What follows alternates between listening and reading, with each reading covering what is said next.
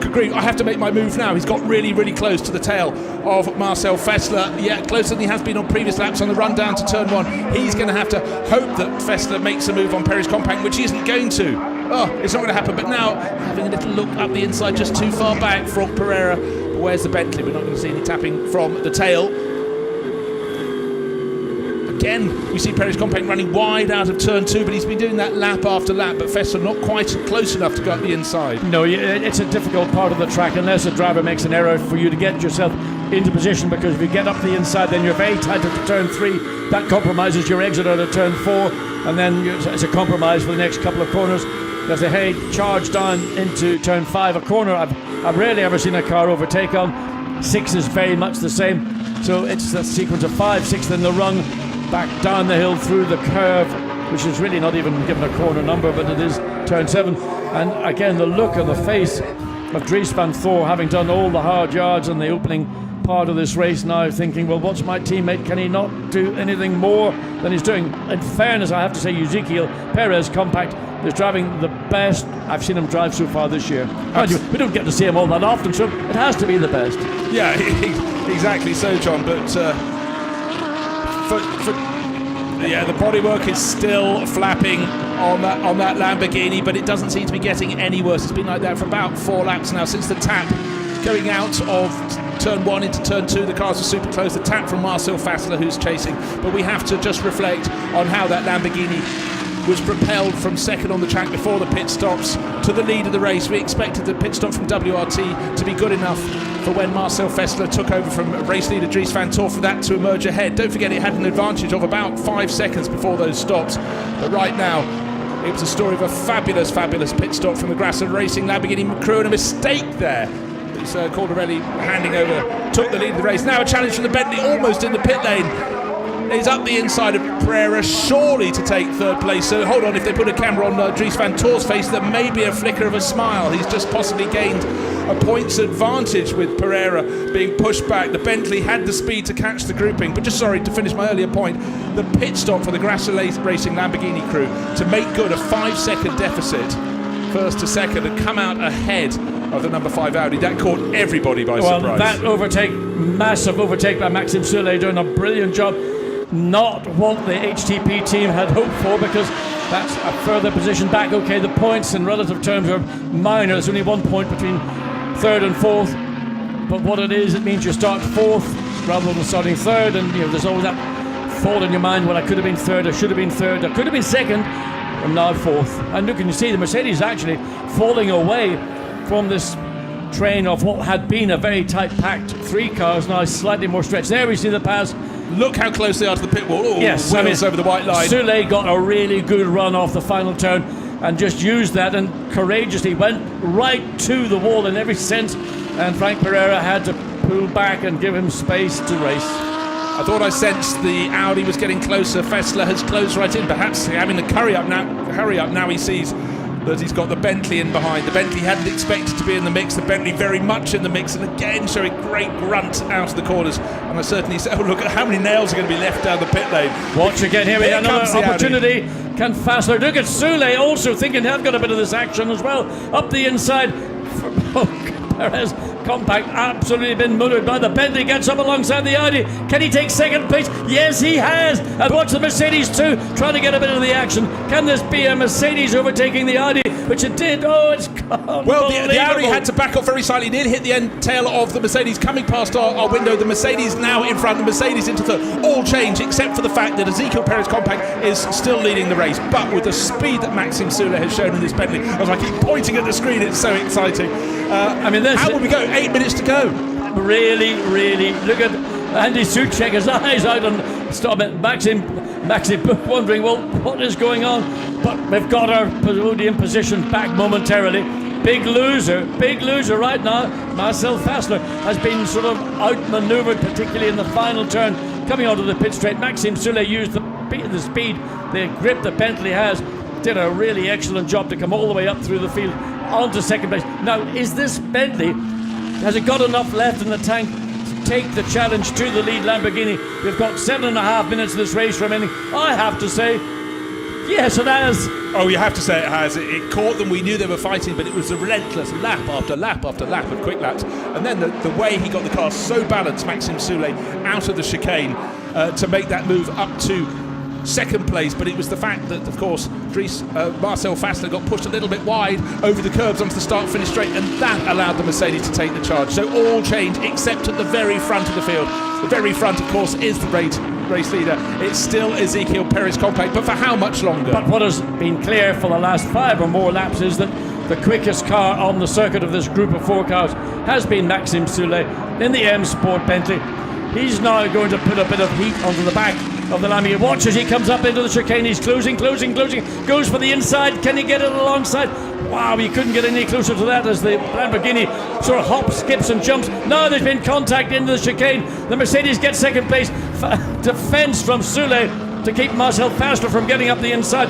That would happen because the Lamborghini and the Bentley just didn't give each other sufficient working room. The Bentley loses out. The Mercedes has gained position. Marcel Fassler is still thinking, why can't I get a bit of this position as well? And all along, this is manna from heaven for the Lamborghini driver, but now he's got Pereira challenging. They can't go wide, still that bodywork, debris on the track. Again, Fassler's now up the outside of the Bentley. Soon we'll see the Bentley on the inside, or will we? Has he made the move stick? Fassler on the outside, he has. All change. What an amazing race. And through it all, we said, will he last for 25 minutes at the front of this race? He's lasted almost 20 of them.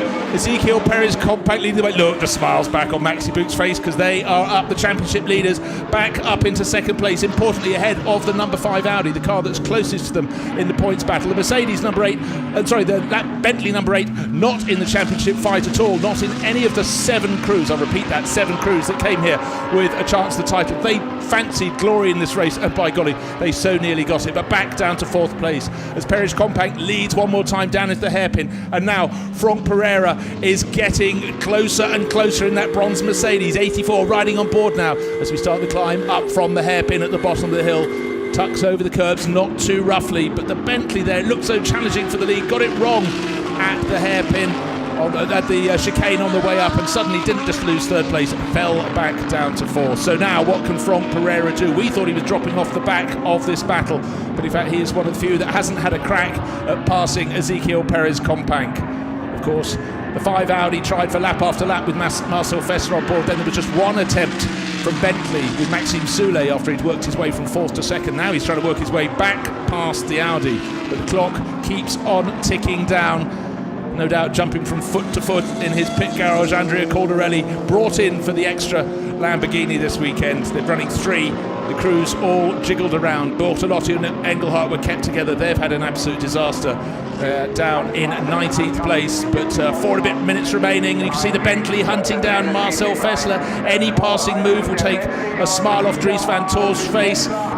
So close down into turn 1. Both the Lamborghini with Perez Compact and the Mercedes with Franck Pereira braking so late into the corner. Those behind slightly more circumspect in their approach, but sometimes slow in, fast out is the answer. And still Perez Compact holds on. The top 4 cars covered by 1.2 seconds. That was on the start-finish line. It looks closer as they go out of turn 4 down the hill now. 4 cars duking it out for the lead of this race. 4 different manufacturers. You can certainly say the Blancpain GT Series Sprint Cup coming to its final round is coming to an absolute boil here at the Nurburgring. Slight smiles you see at the back of the Lamborghini garage. Tom Dillman with his arm sticking sideways. Mirko Bortolotti looking at the screen thinking, well, it's not going to happen for us here. Or is it at the Nürburgring? We've seen almost anything can happen because 63 Lamborghini that he started, handed over to Christian Engelhardt, is down in 19th position. Only points down to 6th though, but it's all about your grid starting place for the feature race tomorrow, that the positions really count. If you're outside the points, it matters not. You want to just be as high up the order as you can. 3 minutes to go. Still, the number 19 Lamborghini leads this race for the Grasser Racing team. Andrea Caldarelli got it up to from 3rd to 2nd at the start of the race, and then that brilliant pit stop by the Grasser crew negated a 5-second lead for the number 5 Audi, and they popped out ahead. Didn't think Perez Compact would have the experience to stay there, but he has 2 and a bit more minutes. He's got to resist the enormous pressure from behind. Frank Pereira tucked in, not quite close enough to make a move as he wants to get under the toe but not get interrupted over the curbing. He's not quite close enough. I think it's going to be another lap into the lead for the bright green Lamborghini. Top 4 this time covered by 1.3 seconds. It's actually stretched out very slightly. So the first 4 cars, the Lamborghini, the Mercedes, the Audi, the Bentley. I don't know if it's going to stay in that order because Maxime Soulet, having caught this group by 2 to 3 seconds a lap, got up to second place. So there's Andrea Caldarelli. He's hiding under his hood, but he's now starting to believe this is a major turn up for the books. But don't forget the 2 championship challengers are in second. Well, there were 5 championship challengers in with a real chance before this race. 2 with an outside chance, but of the top 5 challengers, 2 of them are placed in second and third positions. As they if they finish in this order, it will slightly stretch the advantage of the 84 Mercedes crew. Maxi Bouc, who started the car, and Franck Pereira, tucked in behind, set to score 4 points if he stays in third place. Is Marcel Fessler. Looked for so long to get past the Argentinian racer in the Lamborghini. On the penultimate lap now, down at the hairpin they go round, and if anything, Perez Companc is now relaxing in the lead because it doesn't look as though Pereira's got anything left. But I could have said that earlier in the race, and they still came charging back. And just remember 2 laps ago, it was the Bentley that was challenging for the lead, bouncing over the curbs at the chicane, got it all wrong, and he went in the blink of an eye from second back to 4th, which helped the championship battle. But it certainly wiped a bit of a smile off the Bentley face, but it's been quite a drive. Maxi Bouc doesn't know what to think. His car is in second place. They will extend their championship lead. It started at 60 points. They will be picking up, if they stay as they are, they will go on to 66 points, while the chasing Fast-Levan-Tour duo will only pick up 4. They will go on to 61. It'll be a 5-point championship lead, which could be very handy indeed, but it's only the difference between first and second, so bear that in mind. It will be all about victory tomorrow, but starting on the front row of the grid will be hugely important for the Mercedes crew. The Bentley is coming again. Onto the final lap they go. Mercedes not close enough to challenge, and again we see Maxime Soulet so close to the pit wall.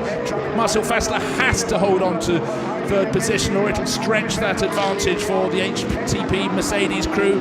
Very wide on the exit of turn 1, just back to hold track position into turn 2. Maxime Soulet is forced to go the whole way, the long way around the outside on this, the final lap. We have 29 laps on the board, lap 30, the final one in this 1 hour race. The qualifying race up the inside into turn 3. It's not quite enough to go through, but a quicker exit out of turn 4 over the curbs on the inside, and the Audi over the curbs on the outside. Meanwhile, the Lamborghini continues on its way. Which one of those cars is in the right position for turn 5? It is the Audi, but round the outside at turn 5. Does that mean on the inside to turn 6? No, it doesn't, because he's half off the circuit, pushing as hard as you possibly can, desperate for a podium. But let's hope this doesn't come to blows. As close as you possibly can get without touching. Looks like Marcel Fessler may have done enough. He's taking the defensive line down into the hairpin, putting the Bentley onto the outside line, but wide in can be tight on the way out. Who's going to get the power down better as they come up the hill? But the first 2 have well and truly escaped during this scrap. So Ezequiel Perez Companc, the bodywork flapping away on the rear of his number 19 Lamborghini, is heading for victory. Doesn't look as though Frank Pereira is close enough.